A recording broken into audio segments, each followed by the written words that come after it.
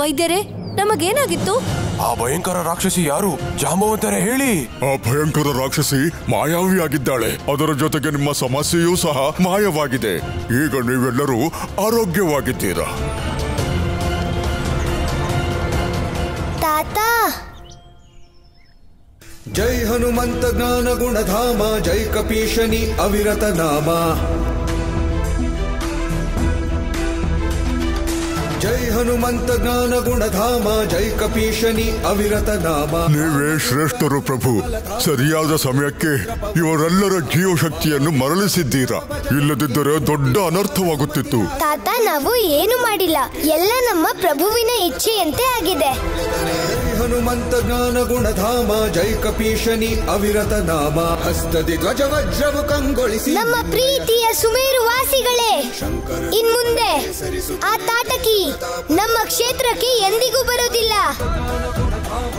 ಈಗ ನಮ್ಮ ರಾಜ್ಯ ರಾಕ್ಷಸ ಮುಕ್ತವಾಗಿದೆ. ಯುವರಾಜ ಹನುಮಂತರಿಗೆ, ಹನುಮಂತರಿಗೆ. ಓಂ ರೀಂ ಕ್ಲೀಂ ಚಾಮುಂಡಾಯ ವಿಚ್ಚೈ. ಓಂ ರೀಂ ಕ್ಲೀಂ ಚಾಮುಂಡಾಯ ವಿಚ್ಚೈ.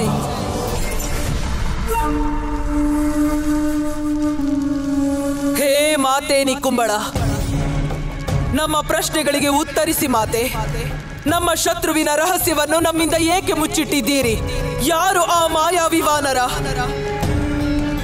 ಅವನು ನಿಜಕ್ಕೂ ಭೂವಾಸಿಯೇ?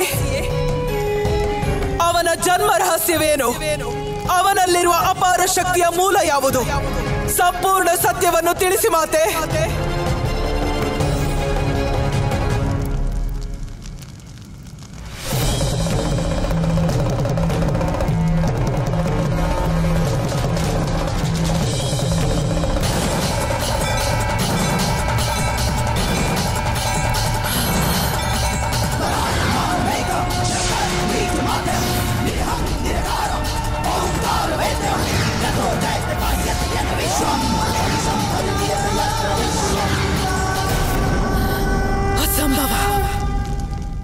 ಮಿತ್ರ, ನಾವ್ ನಿನ್ನನ್ನ ಎಲ್ಲೂ ಹೋಗಕ್ ಬಿಡೋಲ್ಲ. ಮಿತ್ರ, ನಾವಂತೂ ಹೋಗ್ಲೇಬೇಕಾಗಿದೆ. ನೀನ್ ಗುರುಕುಲಕ್ಕೆ ಹೋದ್ರೆ ಇಲ್ಲಿ ಎಲ್ಲ ಖಾಲಿ ಖಾಲಿ ಅನ್ಸುತ್ತೆ ಮಿತ್ರ. ನಮ್ ತಂದೆ ತಾಯಿ ಏನಾದ್ರೂ ಒಪ್ಕೊಂಡಿದ್ರೆ ನಾವು ನಿನ್ ಜೊತೆ ಗುರುಕುಲಕ್ಕೆ ಬರ್ತಿದ್ವಿ ನಾಯಕ. ಇನ್ನು ಸ್ವಲ್ಪ ದಿನ ಇದ್ದು ಹೋಗ್ಬೋದಲ್ಲ ಯುವರಾಜ? ನಿಮ್ಮೆಲ್ಲರ ಪ್ರೀತಿ ಪಡೆದಿರೋದು ನಮ್ಮ ಸೌಭಾಗ್ಯ. ಅದೇ ಕಾರಣಕ್ಕೆ ನಾವು ಸುಮೇರುಗ್ ಬಂದ್ರೆ ನಮ್ಗೆ ಹಿಂದಿರುಗಿ ಹೋಗೋದಕ್ಕೆ ಮನ್ಸೇ ಆಗೋದಿಲ್ಲ. ನಿಜ ಹೇಳಿದೆ ಪುತ್ರ. ತೋಟದ ಹಣ್ಣುಗಳನ್ನು ನೀವು ಕದ್ದು ತಿನ್ನದಿದ್ದರೆ ಆ ಹಣ್ಣುಗಳಲ್ಲಿ ರುಚಿಯೇ ಇರುವುದಿಲ್ಲ. ಹೌದು ರಾಜಕುಮಾರ, ನೀವು ನಮ್ಮ ಗ್ರಾಮದಲ್ಲಿ ಇಲ್ದಿದ್ರೆ ಪಶು ಪಕ್ಷಿ ನದಿಗಳೆಲ್ಲ ಮಂಕಾಗಿ ಹೋಗ್ತವೆ. ಇಲ್ಲ ಇಲ್ಲ, ಹಾಗೇನಿಲ್ಲ. ನಿಮ್ಮ ಅಸೀಮ ಸ್ನೇಹದಿಂದ ಹೀಗನ್ನಿಸ್ತಾ ಇದೆ. ನಿಮ್ಮ ಪ್ರೀತಿ ನಮ್ಮನ್ನ ಸದಾ ಕಟ್ಟಾಕತ್ತೆ. ನೆನ್ಪಿಟ್ಕೊಳ್ಳಿ ಯುವರಾಜರೇ, ನಿಮ್ಮ ಮುದ್ದು ರೂಪಕ್ಕೆ ಬೆರಗಾಗಿ ಇಡೀ ಗ್ರಾಮವಾಸಿಗಳು ನಿಮ್ಗೊಂದು ಒಳ್ಳೆ ಉಡುಗೊರೆ ಕೊಡ್ತಿದೀವಿ. ನಿಮ್ಮನ್ಸ್ಗೂ ಸಂತೋಷವಾಗುತ್ತೆ. ಜಾಂಬವಂತರೇ, ಬನ್ನಿ. ಇಷ್ಟೊಂದು ಲಾಡುಗಳು, ಎಷ್ಟೊಂದು ಫಲಗಳು, ಇವೆಲ್ಲ ನಮ್ಗೇನಾ ತಾತ? ಹೌದು ಪ್ರಭು, ಎಲ್ಲವೂ ನಿಮಗಾಗಿಯೇ. ನಮ್ಮ ಪ್ರಜೆಗಳ ಕಡೆಯಿಂದ ನಿಮಗೆ ಉಪಹಾರ. ನೀವು ತಿಂದ ಮೇಲೆ ಉಳಿದಿದ್ದನ್ನು ನಿಮ್ಮ ಮಿತ್ರರಿಗೆ ಕೊಡಿ. ಅವರಿಗೂ ಸಹ ನಮ್ಮ ಸುಮೇರುವಿನ ರುಚಿ ತಿಳಿಯಲಿ. ಇವೆಲ್ಲವನ್ನ ನಾವು ಬೇಡ ಅಂತ ಹೇಗೆ ಹೇಳೋದು ತಾತ? ಧನ್ಯವಾದಗಳು. ಅಯ್ಯೋ ಜಾಂಬವಂತ ತಾತ, ನೀವಿನ್ನು ಇಲ್ಲೇ ನಿಂತಿದ್ದೀರಾ? ಇವೆಲ್ಲವನ್ನ ಈಗಲೇ ಬುತ್ತಿಗೆ ಹಾಕಿ. ಆಗಲಿ ಪ್ರಭು, ನಾನು ಈಗಲೇ ಹಾಕುತ್ತೇನೆ.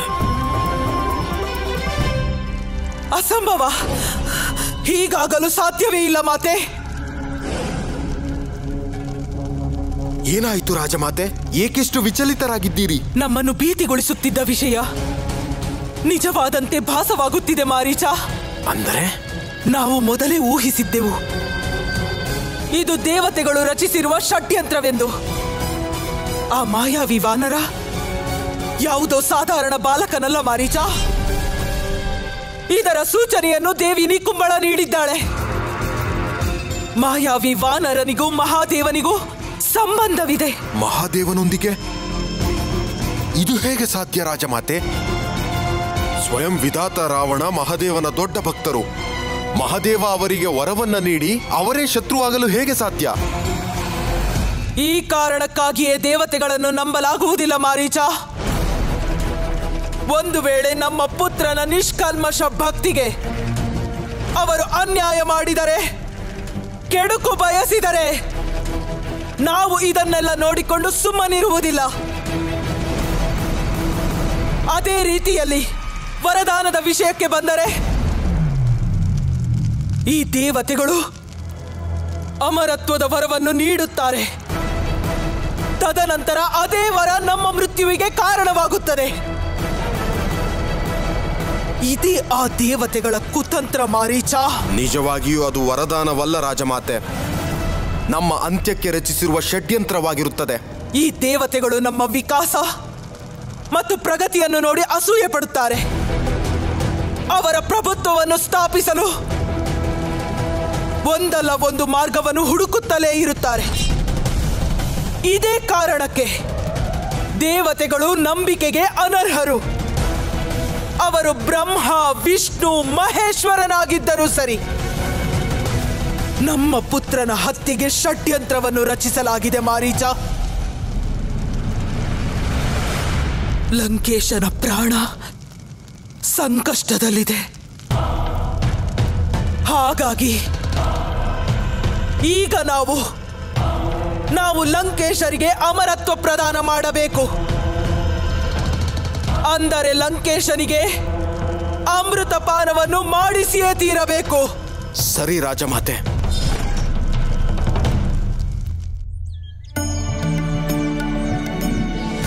ಪ್ರಭುಗಳು ತಮ್ಮ ದೇವರ ದರ್ಶನ ಮಾಡಿದ್ದಾಯಿತು. ಈಗ ನೀವು ಸಹ ಇಲ್ಲಿಂದ ಹೊರಟು ನಿಮ್ಮ ಕೆಲಸಗಳಲ್ಲಿ ತೊಡಗಿಕೊಳ್ಳಿ.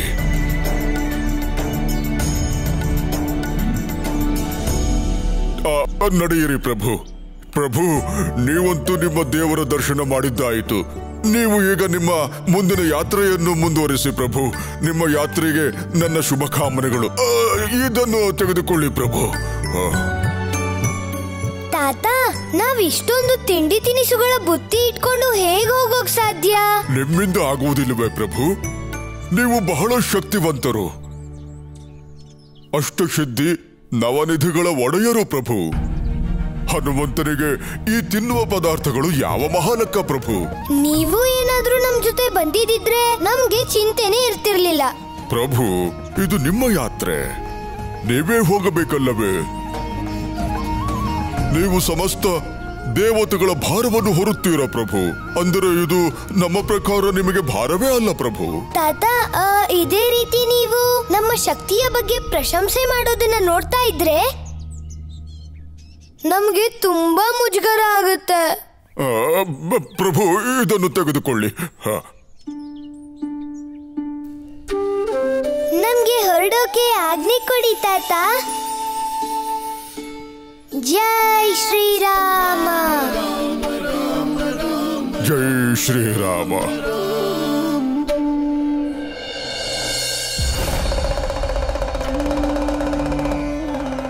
ಪ್ರಭು, ಇಡೀ ಸುಮೇರುವನ್ನೇ ಹೊರಬಲ್ಲ ಶಕ್ತಿ ಮಾರುತಿಗಿದೆ. ಆದರೆ ತಮ್ಮ ಶಕ್ತಿಯ ಬಗ್ಗೆ ಅವರಿಗೇಕೆ ಅರಿವಿಲ್ಲ? ಅದು ಅವರ ಸರಳತೆ ಮತ್ತು ವಿನಮ್ರತೆಯ ಭಾವನೆ ನಂದಿ. ಅವರು ಅಸಾಮಾನ್ಯ ಶಕ್ತಿಗಳ ಒಡೆಯರಾಗಿದ್ದರೂ ಸಹ ಅವರಲ್ಲಿ ಸ್ವಲ್ಪವೂ ಸಹ ಅಹಂಕಾರವಿಲ್ಲ. ಅಲ್ಲದೆ ತಾವು ಸ್ವತಃ ಪರಶಿವರ, ಅಂದರೆ ರುದ್ರಾವತಾರವೆಂಬ ಗರ್ವವೂ ಇಲ್ಲ. ದೊಡ್ಡ ದೊಡ್ಡ ಋಷಿಮುನಿಗಳು ಸಂಸಾರದ ಮೋಹಮಾಯೆಯನ್ನು ಬಿಟ್ಟು ತಪಸ್ಸಿನಲ್ಲಿ ಮಗ್ನರಾಗಿರುತ್ತಾರೆ. ಆದರೆ ಅಹಂಕಾರವೆನ್ನುವುದು ಅಂತಹ ಮಹಾಪುರುಷರನ್ನು ಸಹ ಬಿಡುವುದಿಲ್ಲ. ಸತ್ಯಪ್ರಭು, ಅಹಂಕಾರವೆಂಬ ಬಿರುಗಾಳಿಗೆ ತತ್ತರಿಸಿ ಹೋದವರ ಸಂಖ್ಯೆಗೆ ಮಿತಿಯೇ ಇಲ್ಲ. ಇದೇ ಕಾರಣಕ್ಕಾಗಿ ಹನುಮಂತನಿಗೂ ನನ್ನ ಬೇರೆ ಅವತಾರಗಳಿಗೂ ವ್ಯತ್ಯಾಸವಿದೆ. ಎಲ್ಲರಿಗಿಂತ ವಿಶಿಷ್ಟ ಅವರು. ಈ ಸರಳತೆಯ ಕಾರಣ ಅವರು ಅಹಂಕಾರದಿಂದ ದೂರವಿದ್ದಾರೆ. ಅಸಾಮಾನ್ಯನಾಗಿದ್ದರೂ ಸಹ ಸಾಮಾನ್ಯವಾಗಿರಲು ಪ್ರಯತ್ನಿಸುತ್ತಿದ್ದಾರೆ. ಭಕ್ತನ ನಿಜವಾದ ಭಕ್ತಿ ಅವರನ್ನು ಗರ್ವದಿಂದ ದೂರವಾಗಿಸಲು ಸಾಧ್ಯವಾಗಿದೆ. ಯಾವುದಾದರೂ ವಿಷಮ ಸಂದರ್ಭಗಳಲ್ಲಿ ಮಾರುತಿಗೆ ತಮ್ಮ ಶಕ್ತಿಗಳು ನೆನಪಿಗೆ ಬಾರದಿದ್ದರೆ? ಅವರ ಮಹಾಶಕ್ತಿಯನ್ನು ನೆನಪಿಸುವುದಕ್ಕೋಸ್ಕರ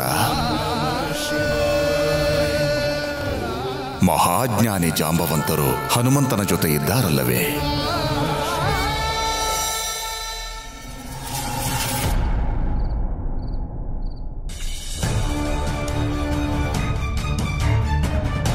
ಗುರುಗಳು ನಿದ್ರಿಸ್ತಾ ಇದ್ದಾರೆ. ಇದೇ ಒಳ್ಳೆ ಅವಕಾಶ. ಎಲ್ಲ ತಗೋ ಸೋದರ.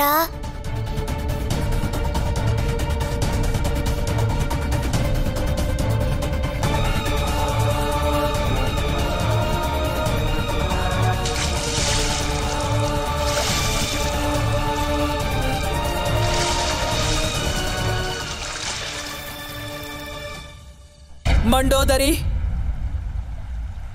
ಮಂಡೋದರಿ,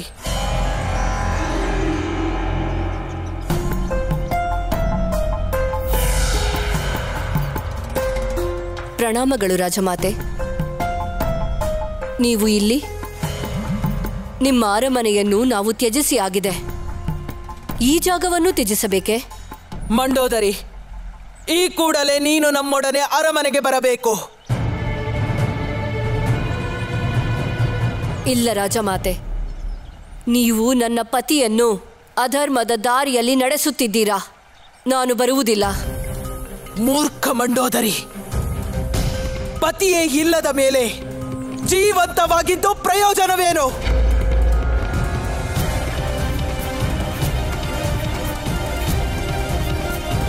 ನೀವು ಏನು ಹೇಳುತ್ತಿದ್ದೀರಾ? ಏನಾಯಿತು ನನ್ನ ಪತಿಗೆ?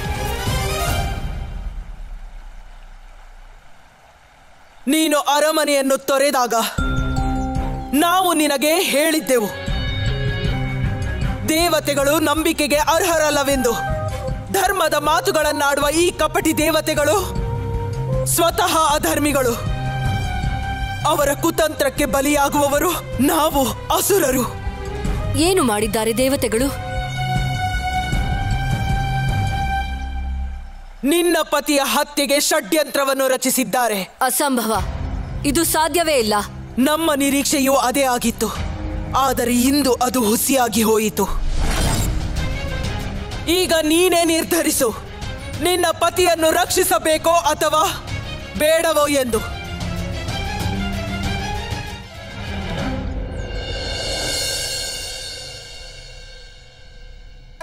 ನಮ್ಮ ಪ್ರಶ್ನೆಗೆ ಉತ್ತರ ನೀಡಿ. ಯಜ್ಞದ ಸಾಮಗ್ರಿಗಳನ್ನು ನಿನ್ನೆ ರಾತ್ರಿ ನದಿಗೆ ಬಿಸಾಡಿದ್ದು ಯಾರು? ಇಂದು ನಮಗೆ ಸತ್ಯ ತಿಳಿಯದಿದ್ದರೆ ಎಲ್ಲರನ್ನೂ ಶಿಕ್ಷಿಸಬೇಕಾಗುತ್ತದೆ. ನಳ, ನೀಳ, ಅಕ್ಷಯ, ಹೇಳಿ, ಈ ದುಷ್ಕೃತ್ಯಕ್ಕೆ ಕಾರಣರಾರು? ಯಾರ ಬಳಿಯೂ ಉತ್ತರವಿಲ್ಲವೇ? ಅಸಂಭವ. ಬಹಳ ದಿನಗಳಿಂದ ಈ ಕೃತ್ಯ ನಡೆಯುತ್ತಿದೆ. ಆದರೂ ಪ್ರಶ್ನಿಸದೆ ಸುಮ್ಮನಿದ್ದೆವು. ಇಂದು ಸುಮ್ಮನಿರುವುದಿಲ್ಲ. ನಿಮಗೆ ಕಡೆಯ ಅವಕಾಶ ನೀಡುತ್ತಿದ್ದೇವೆ. ಯಾರು ಈ ಕೃತ್ಯವೆಸಗಿದ್ದೀರೋ ಅವರು ಸ್ವತಃ ಬಂದು ತಪ್ಪೊಪ್ಪಿಕೊಳ್ಳಬೇಕು. ಅಂಥವರನ್ನು ನಾವು ಕ್ಷಮಿಸುತ್ತೇವೆ. ನಾವಾಗಿಯೇ ತಪ್ಪಿತಸ್ಥರನ್ನು ಗುರುತಿಸಿದರೆ ಅಂಥವರಿಗೆ ಸಿಗುವ ಭಯಾನಕ ಶಿಕ್ಷೆಯನ್ನು ಅವರು ಜೀವನ ಪೂರ್ತಿ ಸ್ಮರಿಸಬೇಕಾಗುತ್ತದೆ. ಈ ಸತ್ಯ ತಿಳಿದ ಮೇಲೂ ನೀವು ಸುಮ್ಮನಿದ್ದರೆ ಮುಂದಾಗುವ ಅನರ್ಥಕ್ಕೆ ನೀವೇ ಹೊಣೆಯಾಗಿರುತ್ತೀರಿ ಎಂಬುದನ್ನು ಮರೆಯಬೇಡಿ. ಪ್ರಣಾಮಗಳು ಗುರುದೇವ. ಮಾರುತಿ,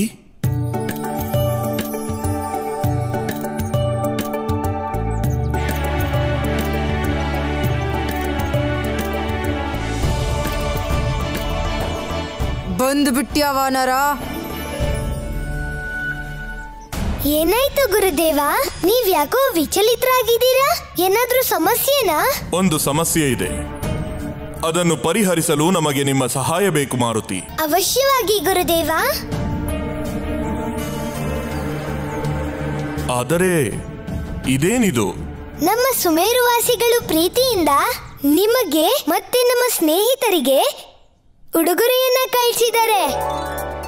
ನಿಮ್ಮ ಆಜ್ಞೆ ಇದ್ರೆ ನಾವು ಇದನ್ನ ಎಲ್ಲರಿಗೂ ಕೊಡ್ತೀವಿ ಗುರುಗಳೇ. ಅವಶ್ಯವಾಗಿ. ಅದರ ನಂತರ ಬಂದು ನಮ್ಮನ್ನು ಭೇಟಿಯಾಗಿ.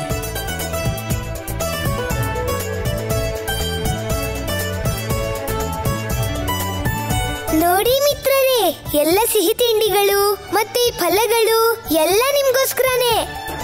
ಮಿತ್ರರೇ, ನೀವ್ ಹೇಳಿ, ಗುರುಗಳು ಯಾಕೆ ಇಷ್ಟೊಂದು ಚಿಂತಿತರಾಗಿದ್ದಾರೆ?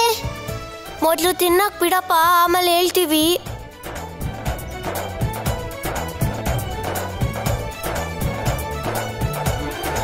ಇದೇ ಸತ್ಯವಾಗಿದ್ದರೆ ನಾನು ನನ್ನ ಪತಿಯ ರಕ್ಷಣೆಗಾಗಿ ಸದಾ ಸಿದ್ಧವಿರುತ್ತೇನೆ. ಹೇಳಿ ರಾಜಮಾತೆ, ನಾನು ಏನು ಮಾಡಬೇಕು? ಇನ್ನೊಮ್ಮೆ ಯೋಚಿಸು ಪುತ್ರಿ, ಏಕೆಂದರೆ ಲಂಕೇಶ ಈಗಲೂ ನಮ್ಮ ಮಾರ್ಗದರ್ಶನದಲ್ಲೇ ನಡೆಯುತ್ತಿದ್ದಾನೆ. ಆದರದು ನಿನ್ನ ದೃಷ್ಟಿಯಲ್ಲಿ ಅಧರ್ಮವಿರಬಹುದು. ಲಂಕೇಶರು ಹೇಗೆ ನಡೆಯಲಿ, ಅದು ಅವರ ಧರ್ಮ. ನಾನು ಅವರ ಪತ್ನಿಯಾಗಿರುವುದರಿಂದ ಅವರ ಪ್ರಾಣವನ್ನು ರಕ್ಷಿಸುವುದು ನನ್ನ ಧರ್ಮ. ನಾನು ಪತ್ನಿ ಧರ್ಮವನ್ನು ನಿಭಾಯಿಸಲು ಏನು ಬೇಕಾದರೂ ಮಾಡುತ್ತೇನೆ. ಲಂಕೇಶನ ರಕ್ಷಣೆಗೆ ಇರುವುದು ಒಂದೇ ಮಾರ್ಗ, ಅವನಿಗೆ ಅಮೃತಪಾನ ಮಾಡಿಸುವುದು. ಅರ್ಥಾತ್ ರಾಕ್ಷಸರಾದ ನಾವು ದೇವತೆಗಳಿಗಿಂತ ಶಕ್ತಿಶಾಲಿಗಳಾಗಿದ್ದರು. ಬಹಳಷ್ಟು ಬಾರಿ ಯುದ್ಧದಲ್ಲಿ ಅವರನ್ನು ಸೋಲಿಸಿದ್ದರು. ಒಬ್ಬರನ್ನು ನಾವು ವಧಿಸಲಾಗಲಿಲ್ಲ, ಏಕೆಂದರೆ ಅವರೆಲ್ಲರೂ ಅಮೃತಪಾನ ಮಾಡಿದ್ದಾರೆ. ಈಗ ದೇವತೆಗಳ ಷಡ್ಯಂತ್ರದಿಂದ ತಪ್ಪಿಸಿಕೊಳ್ಳಲು ರಾವಣನು ಸಹ ಅಮೃತಪಾನ ಮಾಡಬೇಕು. ಅಮೃತ? ನೀನು ರಾವಣನಿಗೆ ಅಮೃತಪಾನ ಮಾಡಿಸಬೇಕು ಮಂಡೋದರಿ, ಆಗಲೇ ಅವನು ಅಜರಾಮರನಾಗಿರಲು ಸಾಧ್ಯ. ನನ್ನಿಂದ? ಆದರೆ ರಾಜಮಾತೆ, ಇದು ಹೇಗೆ ಸಾಧ್ಯ? ಸಾಧ್ಯವಿದೆ, ಅದು ನಿನ್ನಿಂದ ಮಾತ್ರ ಸಾಧ್ಯ ಮಂಡೋದರಿ. ಏಕೆಂದರೆ ನಿನ್ನ ತಂದೆ ಮಯಾಸುರನಿಗೆ ಇದರ ರಹಸ್ಯ ತಿಳಿದಿದೆ. ಅಮೃತವನ್ನು ಚಂದ್ರಲೋಕದಲ್ಲಿ ಹೇಗೆ ಮತ್ತು ಎಲ್ಲಿ ಸಂರಕ್ಷಿಸಿ ಇಡಲಾಗಿದೆ ಎಂದು. ಅಮೃತವನ್ನು ಹೇಗೆ ಪಡೆಯಬೇಕೆಂದು ನಿನ್ನ ತಂದೆ ಮಯಾಸುರ ಮಾತ್ರ ಹೇಳಬಲ್ಲರು. ಪ್ರಭು, ಕೈಕಸಿಯು ಯಾವ ಅಮೃತದ ಬಗ್ಗೆ ಮಾತನಾಡುತ್ತಿದ್ದಾರೆ? ಅದೇ ಅಮೃತ, ಸಮುದ್ರ ಮಂಥನದಿಂದ ಸಿಕ್ಕಿದ ಅಮೃತ. ಆದರೆ ಆ ಘಟನೆಯಾಗಿ ಬಹಳ ದಿನಗಳಾಗಿದೆ. ಈಗ ಅದಕ್ಕೆ ಮಹತ್ವವೇನಿದೆ ಪ್ರಭು? ಎಲ್ಲಾ ದೇವತೆಗಳು ಅಮೃತವನ್ನು ಕುಡಿದ ನಂತರವೂ ಅಮೃತ ಇನ್ನೂ ಸಹ ಉಳಿದಿತ್ತು. ಆಗ ಅದನ್ನು ಸುರಕ್ಷಿತವಾಗಿಡಲು ಚಂದ್ರಲೋಕವನ್ನು ಆಯ್ಕೆ ಮಾಡಲಾಯಿತು. ಅಂದರೆ ಉಳಿದ ಅಮೃತವನ್ನು ಚಂದ್ರಲೋಕದಲ್ಲಿ ಇಡಲಾಗಿತ್ತೆ? ಆದರೆ ಅದು ಅಷ್ಟು ಸುಲಭವಾಗಿರಲಿಲ್ಲ ನಂದಿ. ಅಮೃತವನ್ನು ಸುರಕ್ಷಿತವಾಗಿಡಲು ವಿಶೇಷ ವ್ಯವಸ್ಥೆಯ ಅಗತ್ಯವಿತ್ತು. ಏಕೆಂದರೆ ಅದು ಸುಲಭವಾಗಿ ಯಾರ ಕೈಗೂ ಸಿಗದಂತಿರಬೇಕು. ಆ ಸಮಯದಲ್ಲಿ ದೇವಿ ಮಂಡೋದರಿಯ ತಂದೆ ಮಯಾಸುರನಿಂದ ಮಾತ್ರ ಈ ಕಾರ್ಯ ಸಾಧ್ಯವಾಗುತ್ತಿತ್ತು. ಈ ಕಾರ್ಯದಲ್ಲಿ ಪರಿಣಿತರಾಗಿದ್ದರು. ಹಾಗೆ ಅವರೇ ವಿಶೇಷ ಸುರಕ್ಷಾ ಚಕ್ರವನ್ನು ತಯಾರಿಸಿದ್ದರು. ಈಗ ನನಗೆ ಅರ್ಥವಾಯಿತು. ಅಮೃತವನ್ನು ತೆಗೆದುಕೊಂಡು ಬರಬೇಕೆಂದು ರಾಜಮಾತೆ ಕೈಕಸಿಯವರು ಮಂಡೋದರಿಗೆ ಏಕೆ ಹೇಳುತ್ತಿದ್ದಾರೆಂದು. ಒಂದು ವೇಳೆ ಹಾಗೇನಾದರೂ ಆದರೆ ದೊಡ್ಡ ಅನರ್ಥವೇ ಆಗುತ್ತದೆ. ರಾವಣನಿಗೆ ಅಮೃತ ಏನಾದರೂ ಸಿಕ್ಕಿಬಿಟ್ಟರೆ ಅವನನ್ನು ತಡೆಯುವುದು ಅಸಂಭವವಾಗಿ ಬಿಡುತ್ತದೆ. ವಿಚಿತ್ರ ಸಮಸ್ಯೆ ಮಾರುತಿ. ಇದ್ದಕ್ಕಿದ್ದಂತೆ ಸಾಮಗ್ರಿಗಳು ಮಾಯವಾಗುತ್ತಿವೆ. ಕೆಲವೊಮ್ಮೆ ಹವನ ಸಾಮಗ್ರಿ, ಕೆಲವೊಮ್ಮೆ ಪೂಜಾ ವಸ್ತು, ಕೆಲವೊಮ್ಮೆ ವಸ್ತ್ರಗಳು. ಇದೇಕ್ ಸಾಧ್ಯ? ವಸ್ತುಗಳ ಬಗ್ಗೆ ಚಿಂತೆ ಇಲ್ಲ ನಮಗೆ, ಅವುಗಳನ್ನು ಮತ್ತೆ ಪಡೆಯಬಹುದು. ಆದರೆ ಪಾಂಡುಲಿಪಿ ಎಂಬ ಅಮೂಲ್ಯ ಗ್ರಂಥ, ಅದೂ ಮಾಯವಾಗಿದೆ. ಅದನ್ನು ಕಳೆದುಕೊಂಡಿರುವುದು ನಮ್ಮನ್ನು ಚಿಂತೆಗೀಡು ಮಾಡಿದೆ. ಅದು ಬಹಳ ಮೌಲ್ಯಯುತವಾದದ್ದು. ಅದರಲ್ಲಿ ಬಹು ವರ್ಷಗಳ ಶೋಧನೆ ಇದೆ, ನಮ್ಮ ಪರಿಶ್ರಮವಿದೆ, ಹಲವು ರಹಸ್ಯಗಳೂ ಇವೆ. ನಮ್ಗೆ ಅರ್ಥ ಆಗುತ್ತೆ ಗುರುದೇವ. ಈ ಅಮೂಲ್ಯವಾದ ಗ್ರಂಥಗಳು ಮಾಯವಾಗಿ ಹೋದ್ರೆ ಕೇವಲ ನಿಮಗ್ ಮಾತ್ರ ಅಲ್ಲ, ನಮ್ಮೆಲ್ಲರಿಗೂ ದೌರ್ಭಾಗ್ಯಪೂರ್ಣವಾದದ್ದು. ಇಂಥ ಗ್ರಂಥಗಳು ಇಲ್ಲ ಅಂದ್ರೆ ನಮ್ಮ ಶಿಕ್ಷಣಕ್ಕೂ ತೊಂದರೆ ಆಗುತ್ತೆ. ನಾವು ಎಲ್ಲ ಶಿಷ್ಯರನ್ನು ಪ್ರಶ್ನಿಸಿದೆವು, ಆದರೆ ಏನೂ ಪ್ರಯೋಜನವಾಗಲಿಲ್ಲ. ಅಪರಾಧಿ ಯಾರೆಂದೇ ತಿಳಿಯುತ್ತಿಲ್ಲ. ನಿಮಗೆ ಯಾಕೆ ಹಾಗನ್ನಿಸ್ತಾ ಇದೆ ಗುರುದೇವ? ಆ ಅಪರಾಧಿ ಗುರುಕುಲದೊಳಗಡೆ ಇರೋ ನಿಜಾನ? ಹೌದು ಮಾರುತಿ. ಹೊರಗಿನ ಯಾವ ವ್ಯಕ್ತಿಗೂ ಆಶ್ರಮವನ್ನು ಪ್ರವೇಶಿಸಲು ಅನುಮತಿಯೇ ಇಲ್ಲ. ಇದು ಚೌರ್ಯವೋ ಅಥವಾ ಷಡ್ಯಂತ್ರವೋ ನಮಗೆ ಅರ್ಥವಾಗುತ್ತಿಲ್ಲ. ಆದರೆ ಇದಕ್ಕೆ ತಕ್ಷಣವೇ ಪರಿಹಾರ ಹುಡುಕಬೇಕು. ಒಂದು ವೇಳೆ ನಮ್ಮ ಕ್ರೋಧ ಮಿತಿ ಮೀರಿದರೆ ಮಾರುತಿ, ಎಂತಹ ಅನರ್ಥವಾಗುವುದೆಂದರೆ ಇಲ್ಲ ಇಲ್ಲ ಗುರುದೇವ, ಅದರ ಅವಶ್ಯಕತೆ ಇಲ್ಲ ಅನ್ಸುತ್ತೆ. ನೀವು ನಿಶ್ಚಿಂತರಾಗಿರಿ, ಇದಕ್ಕೇನ್ ಮಾಡ್ಬೇಕು ಅಂತ ನಮಗ್ ಗೊತ್ತು. ಅಪರಾಧಿಯನ್ನ ನಾವ್ ಹಿಡಿತೀವಿ.